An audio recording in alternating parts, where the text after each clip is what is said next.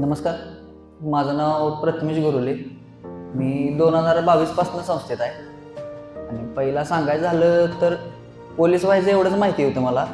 पण पोलीस व्हायसाठी काय करावं लागते हे सरांच्या मार्गदर्शनानं कळालं. संस्थेत आल्यावर भरपूर अडचणी आल्या, कारण कायम सर सोबत असायचं. घराला पण माहिती होतं पोरगं कुठं तर जाते ती चांगलंच करणार एवढं माहिती होतं सरांच्या आशीर्वादानं. पण आणि आजी असताना एक विषय झाला की सरांना एकदा फोन लावून दिलेला मी, काहीतरी लक्ष द्या म्हणून. कायम सगळ्यांनी सांगायचे. दुर्दैवानं फक्त 2 वर्ष आधी आजी गेली. त्यानंतर काका काकी काय पहिल्यापासून होतीच साथ द्यायला. सरांनी पण तेवढीच साथ दिली. आजी पाहिजे होती, बाकी काय नाही. अभ्यासाच्या बाबतीत सांगायचं झालं तर सरांनी इथं जाग्यावर करून जे काय घेतले तेवढ्यावरच आहे. बाकी कुठं काय बाहेर काय केलं नाही. ऐकाय मिळायचं संस्थेबद्दल वाईट काय पाहिजे ते बोलायचे.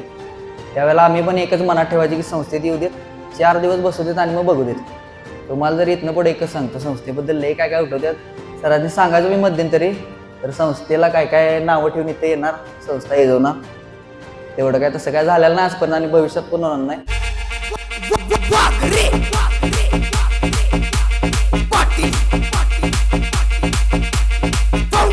तुम्ही पण सगळ्यांना लक्षात ठेवा, फक्त एकच गोष्ट की कोण जर बोलायला लागलं वाईट तर त्याला बाकी काय बोलू नका. फक्त 4 दिवस इथं बसाय बोलवा आणि मग सांगा त्याला, बाबा कसं वाटतंय बघ तुला, आणि मग ठरव. बाकीचा संघर्ष भरपूर आहे सोडा आयुष्यात, असं काय नाही. आई वडिलाच्या माघारी झाले आता.